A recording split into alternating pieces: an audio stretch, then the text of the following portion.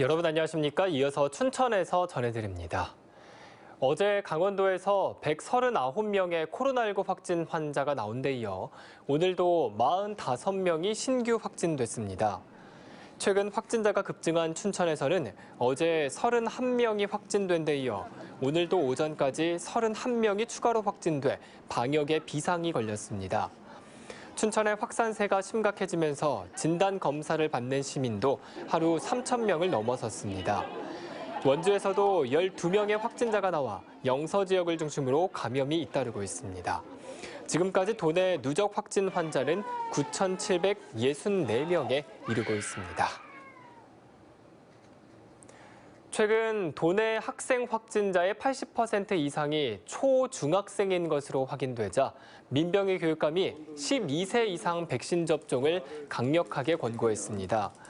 민 교육감은 도교육청에서 열린 기자간담회에서 지난달부터 발생한 학생 확진자 306명 가운데 83%가 초등학교와 중학생이고 접종을 마친 고3 확진자는 거의 없다며 이는 백신 효과가 입증된 것으로 본다고 말했습니다. 이어 오늘까지 자가진단 앱을 통한 설문조사 결과를 바탕으로 학교 방문 접종을 할지 개별일 접종을 할지 결정하겠다고 밝혔습니다.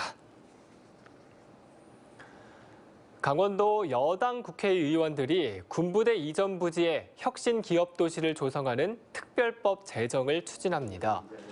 더불어민주당 이광재, 김병주, 허영 국회의원은 강원도청에서 기자회견을 갖고 군 유휴지 혁신 기업도시 조성 특별법 제정을 추진한다고 밝혔습니다.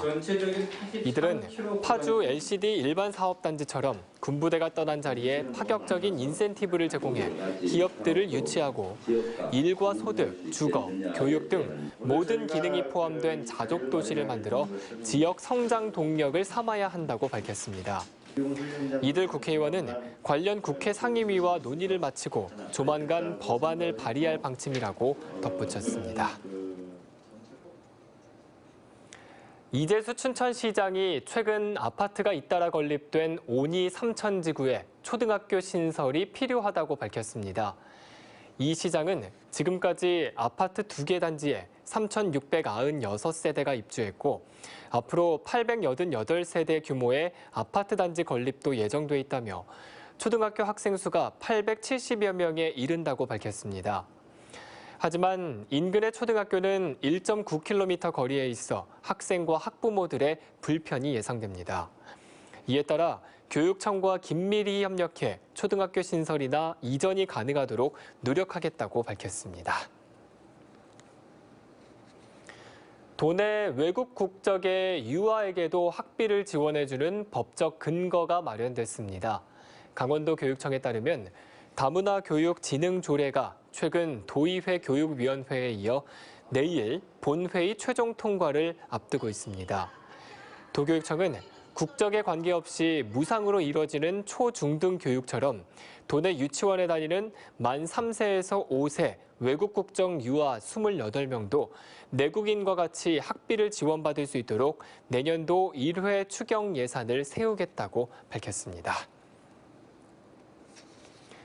낙석과 붕괴 우려가 있어 도로를 폐쇄하고 공사를 벌였던 신현교에서 의암 스카이워크 구간이 오늘부터 정상 운영됩니다. 춘천시는 당초 올해 말까지 도로를 폐쇄할 예정이었지만 공사가 조기에 끝남에 따라 오늘부터 차량 통행을 허용한다고 밝혔습니다. 또 공사 중에 어떤 사고도 없이 주요 공정을 마무리했다며 시민들이 안전하게 이용할 수 있다고 덧붙였습니다.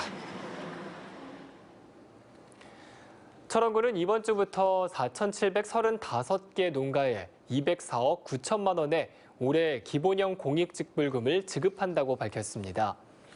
철원군은 기존 직불금이 기본형 공익직불금으로 개편되면서 직불금 단가는 증가했지만 직불제에서 요구하는 준수사항을 위반한 75개 농가는 직불금의 10%를 감액했다고 밝혔습니다.